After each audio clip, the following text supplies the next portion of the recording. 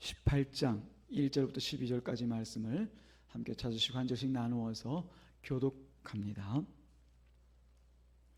다 찾으신 줄 알고 여기까지 못 찾으신 분들은 자막을 함께 참조하시면서 교독합니다. 1절 여호와께로부터 예레미야에게 임한 말씀에 이르시되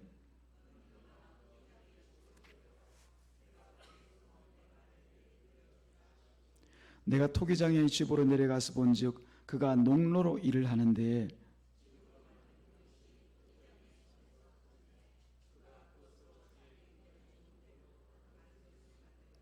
그때 여호와의 말씀이 내게 임하니라. 이르시되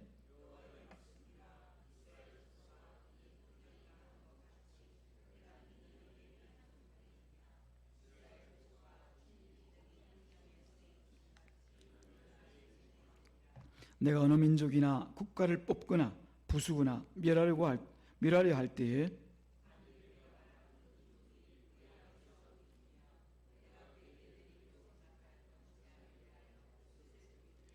내가 어느 민족이나 국가를 건설하거나 심으려 할 때에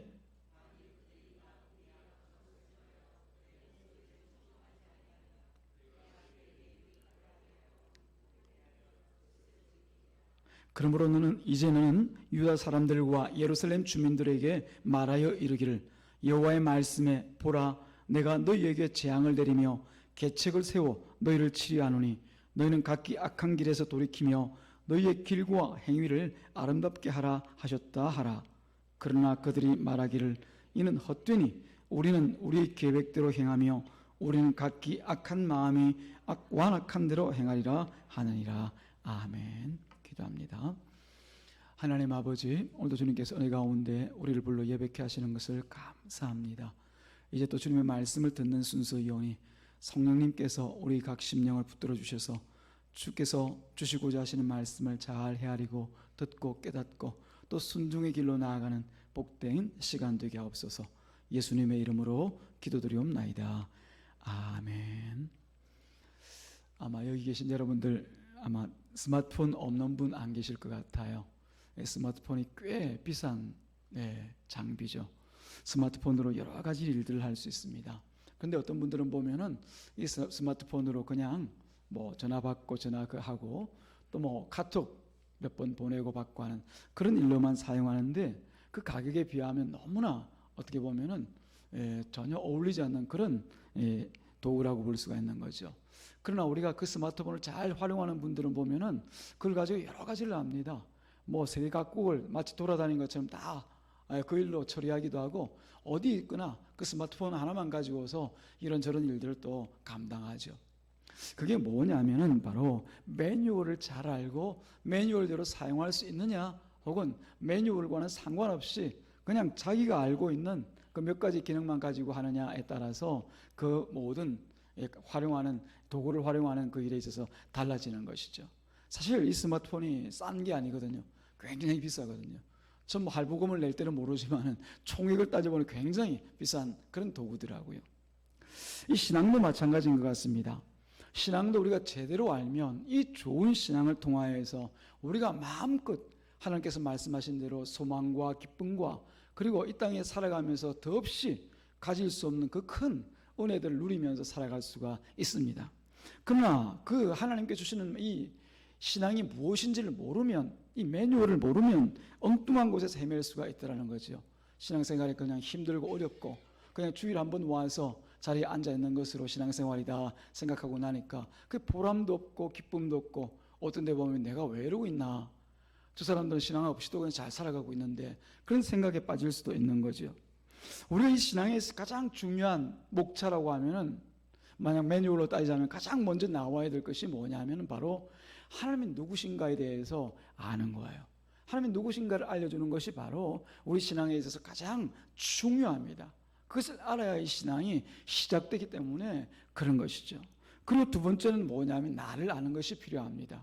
하나님이 어떤 분인지 그리고 하나님과 세상 가운데 살아가는 내가 누구인지 어떤 존재인지 이 두 가지를 알아야 결국은 이 신앙뿐만 아니라 세상을 사는 데 있어서 가장 중요한 일들을 누리면서 살아갈 수가 있는 것이죠. 그래서 성경에서 보면 이 두 가지에 대하여서 집중적으로 우리 계속적으로 말하고 가르치고 또 확인하고 확인시키고 있는 것을 볼 수가 있습니다. 우리가 성경 가장 먼저 처음 열면 뭐가 보입니까? 창세기 1장이지 않습니까?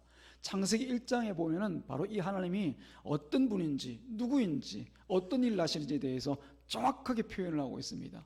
창세기 1장 1절 우리 같이 한번 외워보십시다. 태초에 시작. 태초에 하나님이 천지를 창조하시니라. 바로 그거예요. 하나님이 그런 분이에요. 창조하신 하나님, 창조주 하나님이십니다.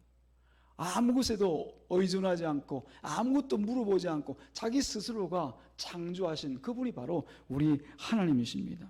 그러나서 인간이 어떤 존재인가에 대하여서도 계속 창조의 역사를 기록하시면서 그 가운데 기록해 놓고 있죠. 하나님께서 만드신, 하나님께서 흙으로 만드신 존재가 바로 인간이더라라고 하는 거죠. 흙으로 만들어진, 하나님을 통하여서 만들어진 그 존재, 다른 말로 하면 우리가 피조물이라고 할 수 있습니다. 우리가 스스로 이 땅에 나서 살아가는 것이 아니라 우리가 마음대로 살고 싶다고 살고 죽고 싶다고 죽고 하고 싶다고 하고 하지 못한다고 하지 못하는 것이 아니라 하나님께서 만들어 주셔서 이 땅에 존재하고 있는 것이 저와 여러분과 같은 인간이더라는 거죠. 그런데 우리가 세상 사람들은 모르는 그 한 가지를 창세기 6장에 가게 되어지면은 더 중요한 내용들을 우리 가운데 가르쳐 주고 있습니다. 바로 하나님 앞에 죄를 지은 죄인이 우리들이라는 것이죠. 예. 하나님께 주시고자 하시는 그 놀라운 은혜와 복을 다 버려버리고 스스로가 하나님이 되겠노라고 선악을 알게 하는 나무의 열매를 스스로가 먹고 하나님처럼 되고자 하나님 앞에 섰던 그 사람들, 다른 말로 우리가 죄인이라고 얘기하죠. 그 죄인이 바로 우리와 같은 인간이라고 하는 것을 성경은 분명하게 보여주고 있습니다. 계속해서 성경은 이 두 가지를 우리에게 확인시켜 나가고 또 우리에게 아멘으로 답하게 만들죠. 하나님이 누구냐 물어보십니다. 여러분들 분명하게 답을 할 수 있어야 될 줄로 믿습니다. 창조주 하나님, 절대 주권을 가지신 하나님입니다. 그 사람은 누구냐라고 할 때 하나님으로부터 받은 그 피조물인데도 불구하고 죄를 지은 죄인입니다 라고 고백할 수 있어야 성경을 제대로 보는 사람인 것이죠. 그런데 성경은 그것으로 끝나지 않고, 그렇다면 이 죄인된 사람들에게 있어서 가장 소망스러운 일이 뭔가라고 하는 거죠.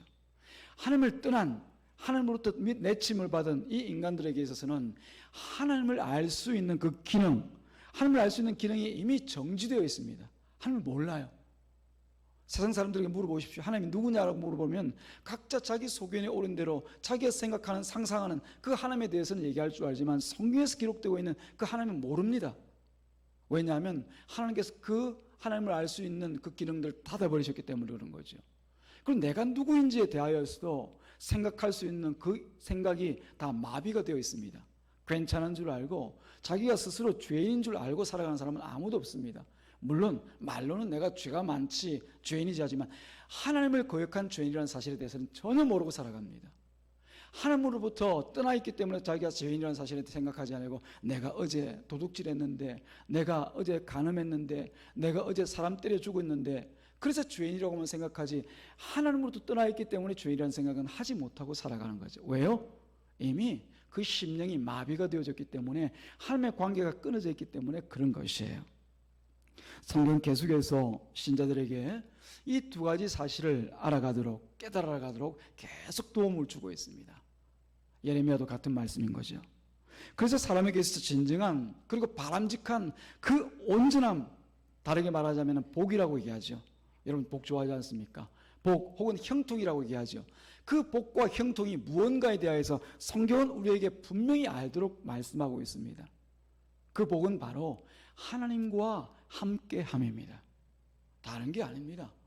이 소망 없는 죄인에게 있어서, 하나님부터 버림받은 죄인에게 있어서 가장 소망스러운 일은 다시 하나님께로 돌아와 하나님과 함께 임마누엘에서 살아가는, 그게 바로 진정한 복이요 형통이라고 하는 것을 성경은 계속적으로 우리 가운데 말씀하고 있습니다. 그래서 그 복을 위하여서 성경은 마침내 자기 아들, 하나님의 아들 독생자 예수 그리스도를 이 땅 가운데 보내주셔서 그가 죽으신 십자가와 그 은혜를 통하여서 마침내 그를 믿는 자들에게 하나님의 복을 더하셔서 하나님께 돌아올 수 있도록, 하나님을 믿는 이 은혜 안에서 살아갈 수 있도록 만들어주셨다고 하는 것이 바로 우리가 바람직하고 우리가 소망스러운, 우리에게 소망스러운 그런 복이라고 하는 사실을 우리 가운데 보여주고 있는 것이죠. 그래서 예수가 우리에게는 복의 근원입니다. 우리가 입술로 고백하지 않았습니까? 만복의 근원 되시는 예수요, 복의 근원 되신 예수요. 그래서 예수님께서 우리의 복의 근원이 되시는 거예요. 예수가 있어야 우리에게 복이 된다는 겁니다. 예수 없으면 복이 없다는 얘기죠. 그런 의미입니다. 오늘 본문의 배경은 유다가 망하기 10수년 전에 있었던 일에 대하여서 하나님께서 예레미야에게 주신 말씀입니다. 불과 10수년밖에 남지 않았습니다. 유다 백성이 완전히 멸망할 때, 우리가 알기로 BC 586년으로 알고 있지 않습니까? 그로부터 약 15년 전의 이야기라고 보시면 됩니다. 이때 어떤 상황이었냐라고 하면은 여러분 잘 아시는 요시야 왕, 지난 시간에도 말씀을 드렸는데 종교개혁을 통하여서 다시 한번 이스라엘 백성들을 건실하게 믿음의 자리에 세우려고 하던 이 요시야가 무기토 전투에서 애국과의 싸움에서 이제 불현듯이 하나님께서 데려가십니다. 그리고 난 뒤에 승리한 이 애국 왕 바로 느고가 오면서 이 이스라엘 백성들 가운데 세운 왕이 요시야의 네 번째 아들인 여호아스입니다. 근데 이 사람도 왕이 되고 난 뒤에 그날로부터 시작해서 우상을 섬기기 시작하는데, 아버지가 주었던 그 유업을 받지 못하고 우상을 섬기기 시작하는데 단 100일 동안 왕으로 있다가 폐위를 당하고 말입니다. 그러고 나서 다시 세운 왕이 누구냐면 바로 여호야김이라는 왕이에요. 유다의 18대 왕이죠. 이 사람은 요시야의 둘째 아들입니다. 앞선 여호아스의 형이라고 얘기할 수가 있죠. 이 사람이 왕이 되어서 11년 동안 유다 백성들 가운데 왕으로서 노릇을 하게 되는데, 이 사람이 한 일이 뭐냐면은 바로 바벨론과 애굽 이 두 나라에서 줄타기 하는 일을 합니다. 우리가 어디에 갖다 붙어야, 어디에 줄을 서야 이 백성이 안전하겠는가라고 하는 거죠. 그래서 친바벨론 정책을 썼다가 친애굽 정책을 썼다가, 그런 와중에 이제 느부갓네살 왕, 바벨론 왕에게 침공을 당하고, 그 침공을 통해서 예루살렘이 함락하고 또 그 자리에서 많은 포로들이 잡혀가는 일들이 발생하게 됩니다. 그때 포로로 잡혀갔던 사람들 중에 여러분들이 잘 아는 다니엘과 그 세 친구들이 있는 것이죠. 그러고 난 뒤에 한 차례 더 포로로 잡혀가고 침공당하고 하는 일들이 발생합니다. 바로 그 의간입니다. 이런 상황에서 하나님께서 예레미야 선지자에게 주신 말씀이 바로 오늘 우리가 읽었던 말씀인 것이죠. 자, 그 상황이 여러분 어떤 상황이었던 것 같습니까? 그때 유다 왕이나 혹은 그 유다 백성들에게 뭐가 가장 주된 관심이었겠느냐라고 하는 것이죠. 뭐가 주된 관심이었습니까? 어떻게 하면 우리가 안전할까? 우리가 어떻게 하면 행복할까? 그래서 어느 나라의 힘이 더 강한가를 살핍니다. 보니까 북쪽에 있는 바벨론이 더 강하던데, 아니야 남쪽에 있는 애굽이 더 강해. 애굽은 벌써 이제 뭐 다 한물 갔어. 뭐 세상 얘기로 이제 뭐 더 이상 힘을 쓸 수가 없어. 바벨론에게 붙는 게 좋겠어.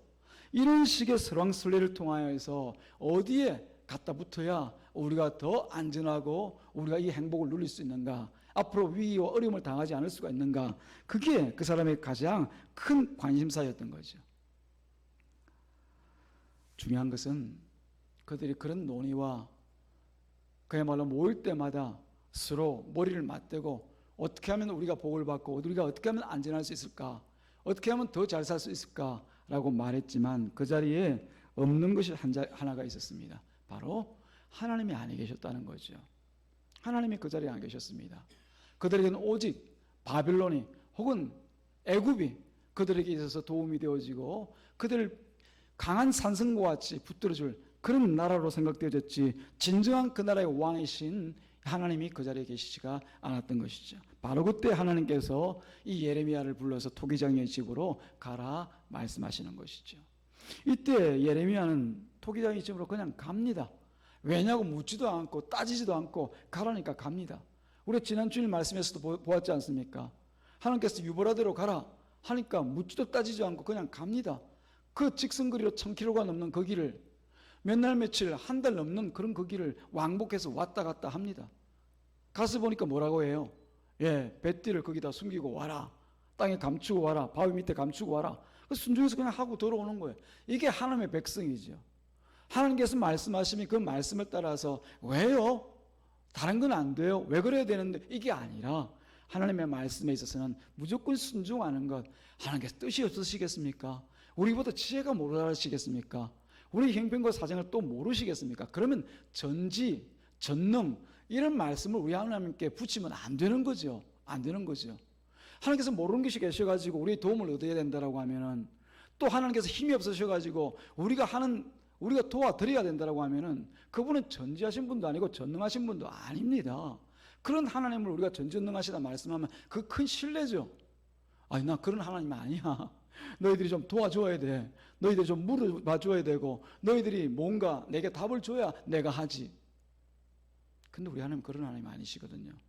가서 하라고 하면 분명한 뜻이 계시고, 그 뜻에 우리가 할 것은 순종만 하면 되는 거예요. 이 예레미야도 하나님께서 네가 토기장의 집으로 내려가라 말씀하시니까 그냥 묻지도 따지지도 않고 그 자리에서 내려갑니다. 가서 보니까 어떤 일이 있습니까? 농로에다가 익인 진흙을 얹어놓고 이제 이 그릇을 만드는 토기장이를 만나는 거죠. 농로는 여러분 잘 아시죠?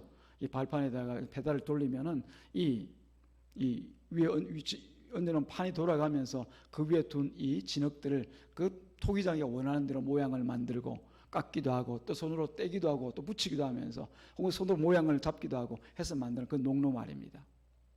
그 농로 위에서 이 토기장이가 그릇을 만들고 있는데 보니까 그 손에 쥔 흙으로 자기가 원하는 그릇을 만들더라는 거예요.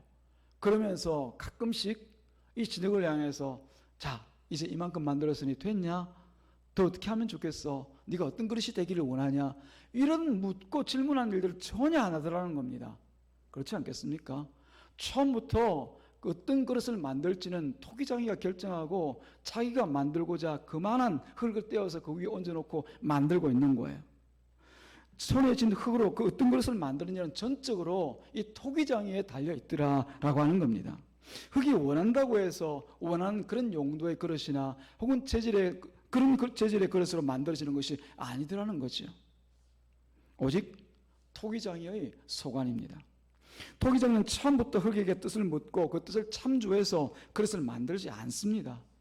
흙은 그저 토기장이가 만들고 싶은 대로 만들어질 뿐인 것이죠. 하나님은 이 토기장이를 통해서 진정 하나님과 이스라엘 백성들과의 관계, 우리들로 보자면은 하나님과 우리 교회와의 관계를 말씀하고 계신 것입니다. 6절에서 말씀하신 것 같이 이스라엘은 하나님의 손에 있습니다. 하나님의 손에 있죠. 이거 다른 말로 얘기하자면은 하나님께서 이스라엘 백성의 손에 있는 것이 아니라는 얘기입니다. 그렇지 않습니까? 상식적으로 보아도 그렇죠. 토기장의 손에 들린 진흙이지, 이 진흙이 토기장이를 자기 손에 넣고 내가 만들고 싶은 것을 네가 만들어내라, 난 이렇게 되고 싶어, 이렇게 돼야 돼, 그렇게 말할 수 있는 것이 아니라고 하는 겁니다. 하나님의 손 안에 있어, 토기장의 손 안에 있어 그 그릇이 빚어지고 또 하나님의 백성 이스라엘이 빚어져 가는 것이죠. 토기장의 비유는 결국 이 하나님의 절대 주권을 말씀하고 있다는 것을 우리가 알 수 있습니다. 하나님의 뭐라고요? 절대 주권, 절대 주권. 뭐 상대적인 주권을 얘기하는 게 아닙니다. 그 누구도 곁에 와서 말할 수 없는 오직 한 분의 뜻에 의해서 이루어져 가고 있는 그 주권적인 역사를 절대 주권이라고 얘기합니다. 우리가 잘 알다시피 창조의 과정에서도 하나님께서 하늘을 만드시면서 하늘아 네가 어떻게 되기를 원하니 먼저 물어보셨습니까? 별과 달과 그리고 이 땅, 이 지구를 만들면서 하나님께서 지구야 너는 어떤 색깔과 어떤 모양이 되기를 원하니? 어떻게 되었으면 좋겠니? 물어보셨어요. 우리 사람을 만들면서 사람아 너는 뭐가 되기를 원하니? 물어보셨어요. 아니요, 태어나기도 전이고 만들어지기도 전인데요. 하나님께서 다 계획을 가지고 계셨고 그 계획을 따라서 하나님께서 만드신 거죠. 이걸 우리는 절대 주권이라고 합니다. 근데 창세를 하실 때 그 하나님은 그런 하나님이셨다가 지금에 와서 보니까 많이 달라지셨어. 이제는 많이 물어보시더라고. 이제는 하나님께서 많이 좀 나이가 드셨는지 우리 의견도 많이 물어보시고 세상이 어떻게 되기를 원하는지 우리 뜻을 묻고 하시더라고. 뭐 사람이면 그럴 수도 있죠. 하나님은 그렇지 않습니다. 하나님은 절대 주권이신 그 하나님이 처음 하나님이셨으면 지금도 그 절대 주권으로 우리 가운데 역사하신다는 사실을 우리가 알고 있어야 될 줄로 믿습니다. 그런데 지금 유대 백성들의 눈앞에는 뭐가 있습니까? 그 절대 주권을 가지시고 세상을 운영해 나가시는, 경륜하시는 그 하나님이 있는 것이 아니라 그들에게서 힘있어 보이는 바벨론이나 혹은 애굽 나라가 있더라는 거죠. 그전엔 아수르까지 해서 그런 큰 나라들, 강한 나라들 보면서 우리도 저 사람들처럼 되었으면 좋겠는데, 우리도 저 나라들처럼 되었으면 좋겠는데, 그것을 따르고 쫓기 위해서 혈안이 되어 있습니다.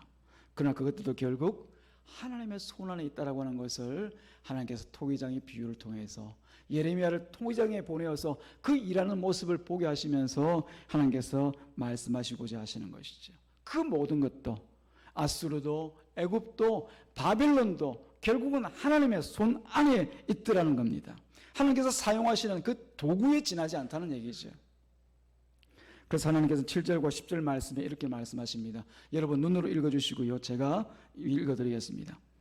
7절부터 10절입니다.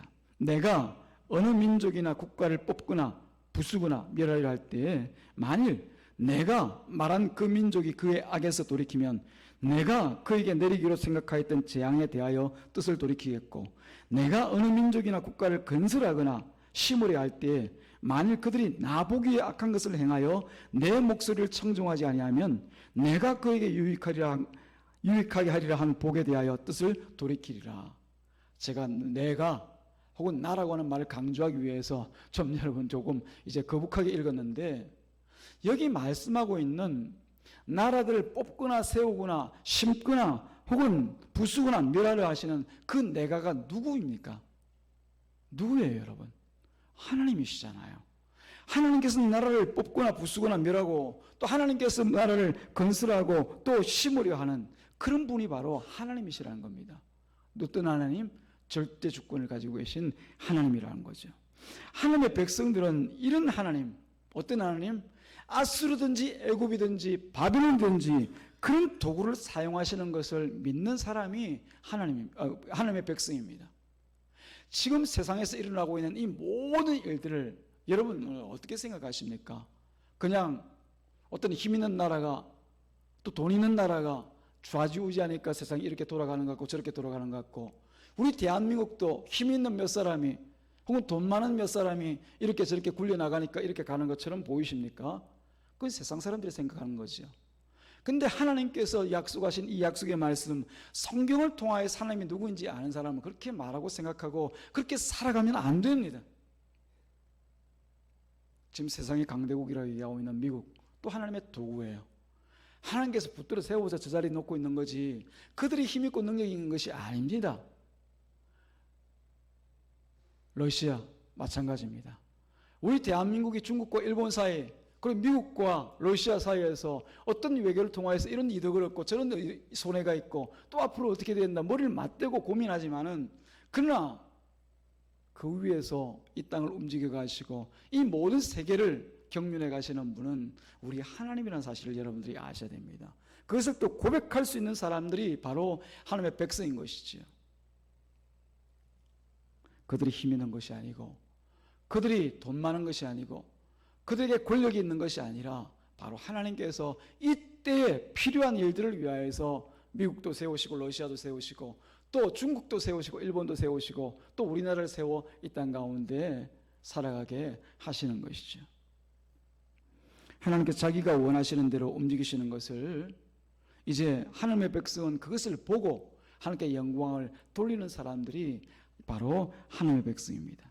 그런데 유다 백성들은 어떻습니까? 그 하나님을 보지 않고 이 도구로 사용되고 있는 강대국들, 하나님의 손에 붙들려서 심기기도 하고 뽑히기도 하는, 여러분 잘 아시다시피 아수르가 바벨론을 통해서 망합니다.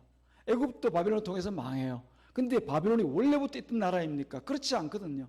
하나님께서 그 나라를 사용하시기 위해서, 교만한 아수르를 치기 위해서, 그리고 이스라엘 백성들을 치기 위해서 바벨론을 세워서 사용하시고자 하시니까 그들이 건설되고 세워지는 것이에요. 영원한 것이 없습니다. 하나님의 뜻 가운데만 있는 것이지요. 그런데 이스라엘 백성들은 그것들에게 경탄하고 놀라고 또 박수치고 또 한편으로 영광을 돌립니다. 그리고 따르고 기대고자 합니다. 야, 우리가 바벨론만 의지하면 괜찮겠는데, 아니야, 바벨론 너무 강해. 저 나라 의지하자면 우리 그냥 모든 거 다 뺏기고 말겠어. 다시 애굽으로 돌아가자고. 하나님이 없는 거죠. 그들 도구 삼아서 역사를 움직여 나가시는 하나님이 이 이스라엘 백성들 가운데 없는 것입니다. 하나님은 절대적인 분이시고 세상에 존재하는 그 모든 것은 오직 피조물일 뿐입니다. 그 관계를 우리가 잘 이해를 해야 됩니다. 우리가 하나님의 백성으로 산다라고 하면은 최소한 하나님이 누구시고 이 땅에 살아가는 우리가 누구인지, 또 이 땅 가운데 모든 역사가 누구를 통해서 어떻게 이루어져 가는지에 대하여서 알고는 살아야죠. 그런데 지금 신자들을 보면은 이 하나님이 절대적인 분이라는 말을 진지하게 받아들이지를 않는 것 같아요. 전지전능하신 하나님, 무소부재하신 하나님, 하나님을 위하여서, 하나님을 향하여서 이런저런 수식어는 다 갖다 붙이면서 그 말의 의미, 그 말이 가지고 있는 그 뜻에 대해서는 진지하게 생각하는 신자들이, 성도들이 없다라는 것이죠. 제가 왜 이런 말을 합니까? 하나님을 그렇게 대접하지를 않더라는 겁니다. 그런 하나님에 대해서 말만 하지 진정 그런 하나님에 계셔야 될 그 자리에 하나님을 모시고 살지를 않더라는 얘기죠. 도무지 절대 주권자이신 하나님을 받아들이거나 섬기는 모습이 없습니다.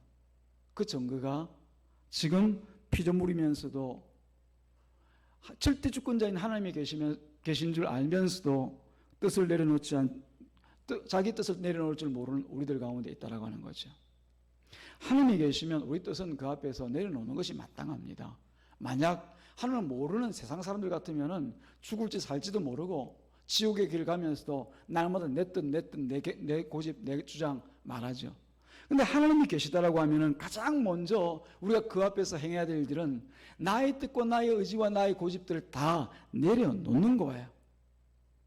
그러나 내려놓기보다는 끝까지 자기 뜻을 이루기 위해서 하나님을 찾아가서 심지어 씨름까지 합니다. 하나님, 나 이런 뜻도 있는 거 아시죠? 제가 정한 거예요. 제가 하고 싶은 거예요. 하나님 이거 해놓으세요. 해놓으세요. 언제까지입니다. 그때까지는 해놓으셔야 되지 않겠습니까? 사랑하는 여러분, 세상에서 하나님을 가장 잘 드러내야 될 곳이 어디인 것 같습니까? 이런 절대 주권을 가지고 계신 하나님은 이런 분이다라고 하는 것을 가장 세상에 밝히 드러내야 될 곳이 바로 유다 백성 공동체, 다른 말로 얘기하면 교회입니다. 하나님을 알고 하나님을 섬기며 살아가는 그 교회 공동체에서 이런 절대 주권을 가지신 하나님을 가장 세상에 잘 전달하고 또 세상에 가장 잘 보이고 나 스스로도 그런 모습으로 살아가는 것이 바로 교회 공동체입니다. 그런데 한마디로 하나님의 주권 안에서 보일 수 있는 가장 온전한 모습을 보여야 될 이 교회 안에서 유다 백성과 같이 그 하나님의 주권을 인정하지 않는 것이 날마다 우리 가운데 드러나더라는 것이죠. 과연 우리는 함께 모일 때마다 이 하나님의 뜻을 구하고 찾습니까? 그 일을 우선인 줄 알고 하나님은 무슨 뜻입니까? 하나님께서 뭘 원하십니까? 하나님 그 뜻 앞에 내 뜻을 내려놓겠습니다. 사랑하는 여러분, 우리에게 있어서 모든 일의 결정권자는 내가 아닙니다. 또 다른 누군가가 되어서도 안 됩니다. 하나님을 이길 사람이 있습니까? 아무도 없습니다. 하나님께서 정하신 그 뜻을 뭉개고 내 뜻을 하나님 앞에 주장할 사람이 누가 있느냐는 겁니다. 누가 하나님을 이기시겠어요? 언제나 우리에게는 하나님의 뜻만 이루어질 뿐입니다. 우리가 아무리 발버둥 치고 나 이것대로 해볼래 이렇게 해볼래 하더라도 세계 역사가 또 우리 가운데 있는 모든 삶의 자리가 하나님의 뜻 가운데 가는 것 같이 하나님 이길 자가 없는 거예요. 그렇다면 우리는 어떻게 해야 되겠습니까? 하나님께서 뜻을 주신 그 모든 현장마다 하나님의 뜻을 구하기 위해서 함께 모이고 엎드려서 내 주장이 옳고 네 주장이 틀렸다라고 얘기하는 것이 아니라 이렇게 하면 좋고 저렇게 하면 안 되라고 얘기하는 것이 아니라 하나님의 뜻이 무엇인지를 구해야죠. 그 앞에는 겸손히 이 예레미야가 바벨론을 향하여 1000km 넘는 그곳을 왕복한 것과 같이 또 토기장의 집을 나갔던 것과 같이 순종만 하면 되는 것입니다. 바벨론이 더 힘이 세다. 그게 더 나는 것 같아. 야곱이 더 힘이 센 것 같아. 그기 가면 더 좋을 것 같아. 이걸로 설왕설래하고 머리를 맞대고 싸우고 멱살지고 하는 것이 아니라 주님의 몸된 교회는 우리 생각을 내려놓습니다. 바벨론이든 애굽이든 하나님의 도구에 지나지 않사오니 그것들 보지 말고 하나님의 뜻만 바라볼 수 있도록 도와주옵소서. 엎드리는 것, 주님의 뜻을 찾아 엎드리는 것, 그게 바로 하나님의 백성인 것이죠. 어쩌면 그렇게 하나님의 뜻을 찾고 나를 내려놓는 그런 사람들과 그런 교회와 혹은 자기의 뜻이 옳다고 해서 그 뜻을 따라서 나아가고자 하는 그런 사람과 그런 교회가 큰 차이가 없는 것처럼 보일 수도 있습니다. 하나님의 주권을 인정하고 살아가는 사람이나 그렇지 않은 사람, 그저 그런 줄 알 것입니다. 하늘에 복이 어디 있는지 당장 볼 수 없으니 아마 그렇게 생각하는 것도 당연할지 모르죠. 당장에 만약 하나님의 뜻을 거역하면 하늘에 천둥이라도 내리고 벼락이라도 떨어진다면 아이고 이게 하나님의 뜻이 아니구나 생각할지 모르겠지만, 그런 하나님께서 거짓말 하시는 분이 아닙니다. 하나님은 분명히 하나님께 마음을 드리고 순종하는 자에게는 복을 주실 것을 약속하셨어요. 우리 잘 아는 신명기 28장에 보면 그런 복에 대하여서 얘기하고 있습니다. 그것이 이런 일을 할 때 반대급부적으로 이런 복이 있다는 그런 얘기가 아니라 하나님의 말씀에 순종하고 하나님 계심에 대하여서 그 절대 주권에 대하여서 인정하고 살아가는 자에게 내가 너희들 떠나지 않고 함께 하시리라는 그 말씀, 그게 복이라고 신명기 28장에 기록되어 있습니다. 우리 자리에서는 다 말씀드릴 수가 없으니 집에 돌아가셔서 잠시 여러분들이 다른 드라마 보지 마시고 그 신명기 28장을 묵상해 보시기 바랍니다. 뭐가 진정 우리들에게 있어서 복인가라고 하는 것 말입니다. 사도행전 5장 29절 말씀에 보면은 예수님의 제자들이 이 순종이 무엇인가에 대해서 말씀하고 있습니다. 사도행전 5장 29절입니다. 베드로와 사도들이 대답하여 이르되 사람보다 하나님께 순종하는 것이 마땅하니라. 아멘. 사람을 두려워하고 사람을 따르고 사람에게 순종하는 것이 아니라 하나님께 순종하는 것. 왜요? 하나님께서 절대 주권을 가지시기 때문에 그런 거죠. 하나님께서 사탕도 더 주시고 하나님께서 맛있는 거 주시기 때문에 그 순종하는 게 좋은 것이 아니라 그분이 절대 주권을 가지고 계시기 때문에 그분에게 붙들려 살아가는 것, 그분을 따르는 것, 즉 순종하는 것이 마땅하다라고 사도 베드로와 함께했던 사도들이 얘기하고 있는 거예요. 그와 함께 불순종하는 자에게도 하나님께서 갚으실 것이 있다라고 말씀하십니다. 미가서 5장 15절 말씀에 보면은 이렇게 말씀되어 있습니다. 내가 또 진노와 분노로 순종하지 아니한 나라에 갚으리라. 그냥 있는 게 아니에요. 우리 하나님께서 그냥 실없는 소리나 하시고 우리가 없을 말만 하시는 분이면 이런 말 정도는 그냥 에이 뭘 그렇게 그런 말씀까지 하세요. 하나님은 그렇게 거짓말 하시는 분이 아닙니다. 괜히 해보시는 분이 아닙니다. 반드시 자신의 말씀을 갚으시고 또한 그대로 행하시는 분이십니다. 내가 진노와 분노로 순종하지 아니하는 나라에 갚으리라. 순종하지 아니할 때는 하나님께서 갚으실 것이 있다고 하시는 것이죠. 유다 백성 우상을 섬기면서도 멸망의 길을 가면서 자신들의 운명을 보지 못합니다. 나는 괜찮다. 오히려 하나님의 말씀을 들고선 예레미야를 자기들 가운데 제거해버리고자 합니다. 왜 그렇습니까? 듣기 싫다는 거죠. 그런 말은 원치 않는다는 거죠. 이런 유다를 향해서 이제 예레미야 선지자는 11절에 있는 하나님의 말씀을 전합니다. 11절 제가 읽어드리겠습니다. 그러므로 이제 너는 유다 사람들과 예루살렘 주민들에게 말하여 이르기를 여호와의 말씀에 보라 내가 너희에게 재앙을 내리며 계책을 세워 너희를 치리하노니 너희는 각기 악한 길에서 돌이키며 너희의 길과 행위를 아름답게 하라 하셨다 하라. 유다가 악한 길에서 돌이키지 않는 한 이 유다 백성들은 하나님에 의해서 버림받을 존재들입니다. 토기장인 하나님은 그릇을 만들다고도 얼마든지 부숴버릴 수 있는 혹은 던져버릴 수 있는 분이 바로 그런 권한이 계신 분이 바로 우리 하나님이십니다.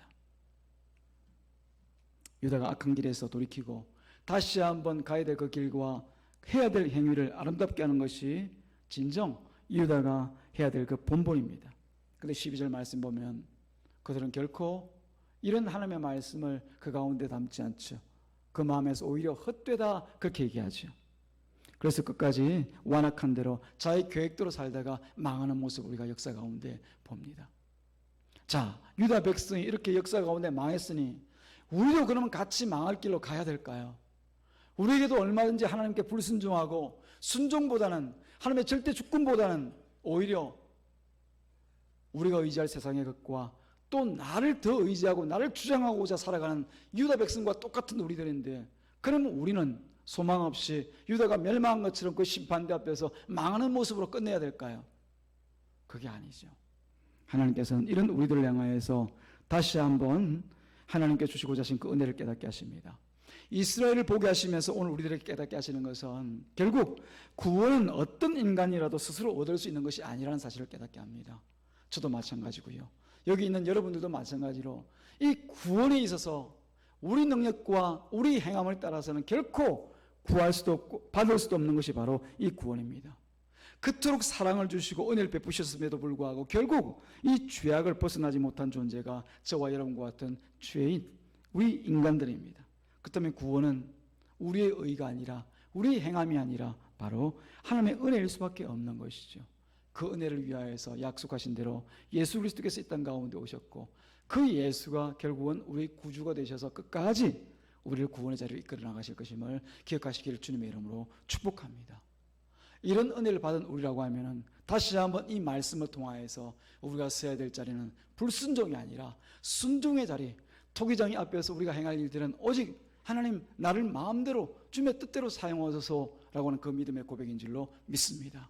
그 뜻을 따라 살아가는 저와 여러분 우리 교회가 되기를 주님의 이름으로 축복합니다. 기도하겠습니다. 하나님 아버지 감사합니다. 오늘도 주님께서 예레미야서 말씀을 통하여서 진정 우리 하나님의 절대 주권과 또 우리가 그 앞에 살아갈 때 어떤 모양으로 살아가야 되는지를 돌아보게 하시는 것을 감사합니다.